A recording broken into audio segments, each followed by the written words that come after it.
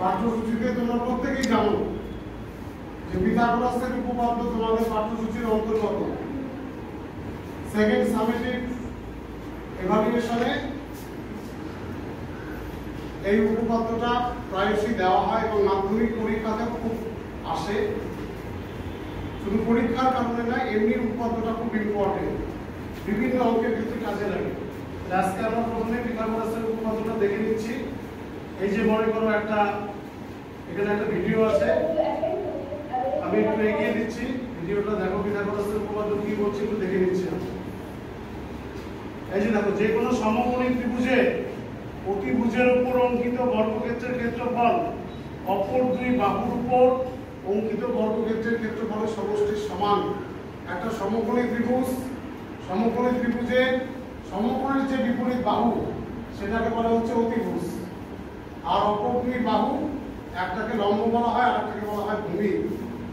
পিথাগোরাসের উপপাদ্যে বলা হচ্ছে যে অতিভুজের উপর অঙ্কিত বর্গক্ষেত্রের ক্ষেত্রফল অপর দুই বাহুর উপর অঙ্কিত বর্গক্ষেত্রের ক্ষেত্রফলের সমষ্টির সমান।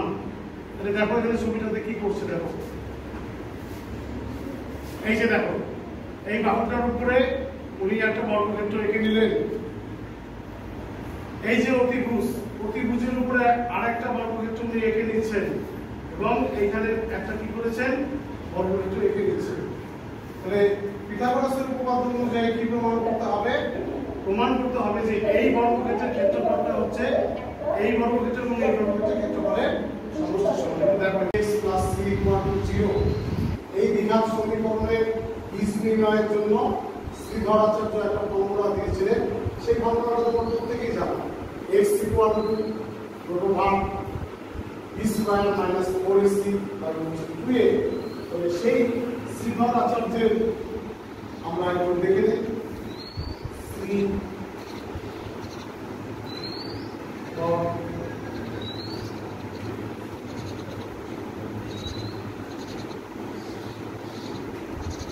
শ্রীধরাচার্য ফর্মুলা, এই যে দেখো, প্রথমে দেখিয়ে দিই শ্রীধরাচার্যের ফর্মুলাটা দেখি, তোমরা পড়ে আসো। এই যে এখানে দেখো, Sridharacharya equation is given by x² + bx + c = 0 where ABC are real numbers and a not equals to 0. দ্বিঘাত সমীকরণের আকার এটা x² + bx + c = 0। কোন শর্তে দ্বিঘাত সমীকরণ হয়? যেখানে a not equals to 0, তাই তো? The solution of the Sridharacharya equation is given by the Sridharacharya formula, which is x = -b ± b² - 4ac/2a। প্রত্যেকে এটা জানো তো নাকি? তোমাদের ফার্স্ট সামেটিভে ছিল এটা, এটাকে তোমরা অঙ্ক করেছো, সবাই করেছো। এটাকে বলা হচ্ছে শ্রীধরাচার্যের ফর্মুলা। এখন দেখো, আমি যদি একটা এক্সাম্পলে চলে যাই, আমার নেক্সট যে সাইডটা আছে এখানে একটা এক্সাম্পল দেওয়া আছে। এই যে শ্রীধরাচার্যের ফর্মুলা, শ্রীধরাচার্যের ইকুয়েশন, শ্রীধরাচার্যের ফর্মুলা প্রুফ। এই ফর্মুলাটা কিভাবে আসলো সেটা তোমরা এখান থেকে দেখে নিতে হবে। এখন এখানে দেখো একটা অঙ্ক করে দেওয়া আছে, হাউ টু অ্যাপ্লাই শ্রীধরাচার্য। তোমাদের সামনে তোমরা আইসিটি রুমে বসে আছো। আইসিটি কে ব্যবহার করে কিভাবে আমরা গণিতের বিভিন্ন বিষয়গুলোকে খুব সহজভাবে আমরা বুঝতে পারবো, তার কনসেপ্টগুলো ক্লিয়ার হবে, সে সম্পর্কে আজকে তোমাদেরকে আমি বলবো। গুগল একটা হচ্ছে সার্চ ইঞ্জিন। গুগলকে ইউজ করে আমরা পড়াশোনার বিভিন্ন বিষয় সম্পর্কে সমৃদ্ধ হতে পারি, জ্ঞান লাভ করতে পারি। গণিত বিষয়ক আলোচনায় তোমাদের ক্লাসে আমি এর আগের দিন পড়িয়ে আসছি লম্ব বৃত্তাকার শঙ্কু বা হচ্ছে কোণ। সেই কোণ সংক্রান্ত আলোচনায় আমি যাব। তাহলে ম্যাথস এটা আমি সার্চ করছি, দেখো কি দিচ্ছে আমাকে। অনেক সাইট আসছে আমার সামনে, এই যে বিভিন্ন রকম সাইট। এর মধ্য থেকে আমি যে কোনো একটি সাইটকে বেছে নেব, বেছে নিয়ে আমি ক্লিক করলাম। ক্লিক করলে এই সাইটটি এখন খুলে যাবে। তোমরা প্রত্যেকেই শঙ্কুর ধারণা তোমাদের হয়েছে। এখান থেকে দেখো আমরা ধারণাটা আরো কিভাবে ক্লিয়ার করতে পারি। দেখো এখানে ডেফিনিশনে প্রথমে বলে দেওয়া আছে a cone is a three-dimensional shape in geometry that narrows smoothly from a flat base to a point, forms an axis to the center called the apex of vertex. Apex হচ্ছে শীর্ষবিন্দু। We can also define the cone as a pyramid which has a circular cross section, unlike pyramid which has a triangular cross section. These cones are also stated as a circular cone. শঙ্কু কি জিনিস তোমরা প্রত্যেকেই জানো। ব্যবহারিক জীবনে আমরা শঙ্কু সবসময় তো ব্যবহার করছি। তুমি বলো তো শঙ্কুর একটা বাস্তব উদাহরণ দাও তো, আমরা প্রকৃতিতে দেখতে পাই।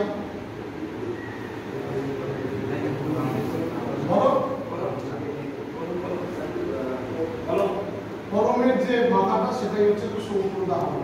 কলার মোচার অপরভাগ শঙ্কুর উদাহরণ। রাজমিস্ত্রিরা যে ফলন ব্যবহার করে, ফলনের অপরভাগ হচ্ছে শঙ্কু। তাহলে আমরা শঙ্কুর যে সংজ্ঞা সেটাতে আর যাচ্ছি না, তোমরা প্রত্যেকেই জানো। এই যে দেখো শঙ্কু, এই যে এইচ এটাকে বলা হয় হচ্ছে হাইট, এই যে এল এটা হচ্ছে এই এল কে বলা হয় স্ল্যান্ট লাইন, আর আর হচ্ছে রেডিয়াস ব্যাসার্ধ।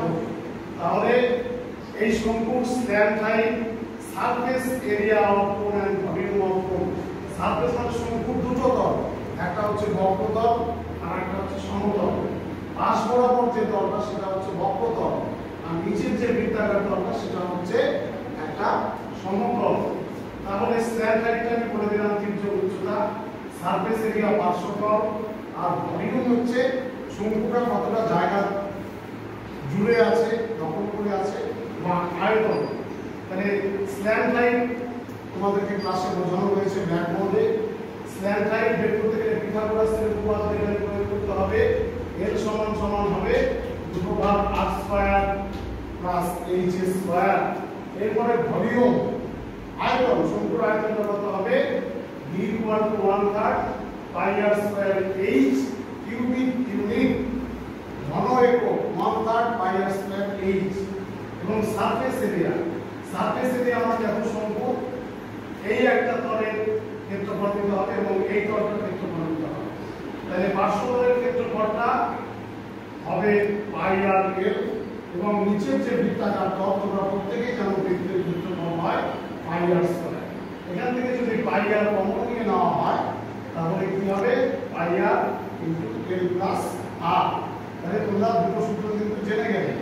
এরপর আমরা টাইপস অফ কোণ, তোমাদের সিলেবাসে লম্ব বৃত্তাকার শঙ্কুর কথা বলা আছে, যেটাকে আমরা ইংরেজিতে বলছি রাইট সার্কুলার কোণ।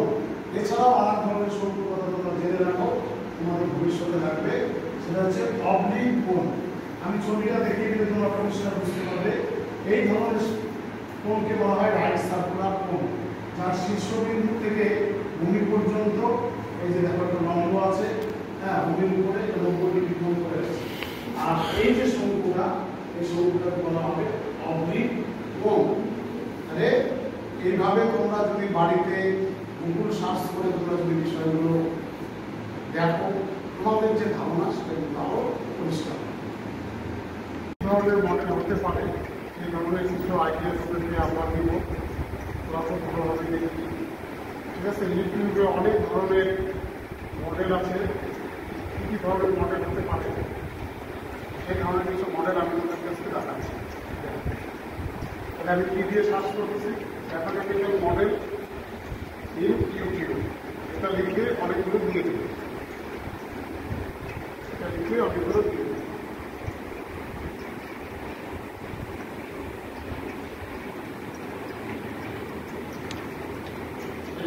বিভিন্ন ধরনের মডেলগুলো দিয়ে দিচ্ছে। এর মধ্যে থেকে আমরা গুরুত্বপূর্ণ কিছু ভিডিও যেগুলো তোমাদের পক্ষে মনে হবে যে ভালোই হবে, আমাদের কাজে লাগবে, এই ধরনের কিছু মডেল তোমরা কিন্তু দেখতে পাবো।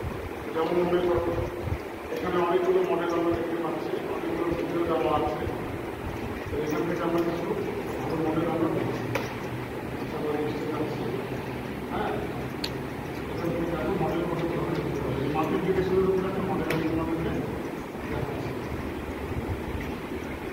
মাল্টিপ্লিকেশনের উপরে একটা মডেল, এটাকে -9 × 6 তোমাদের হচ্ছে মাইনাস, তাই তো? এরকম একটা মডেল কিন্তু আমরা বানাবো। তারপরে আরো কিছু দেখাচ্ছি। This way, or what do we do differently? What now? Would you put the other way? No, we should start from the left.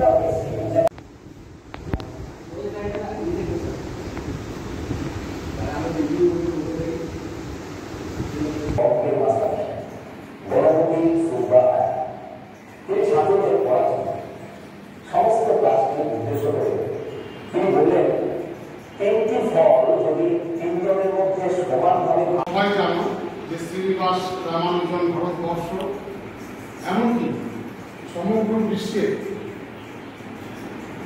গণিত জগতের একজন শ্রেষ্ঠ ব্যক্তিত্ব, একজন গ্রেট পার্সোনালিটি। তিনি সারা জীবনে গণিত দিয়ে প্রচুর গবেষণা করেছেন এবং গণিতের উপরে তার প্রচুর থিওরেম বা উপপাদ্য আছে।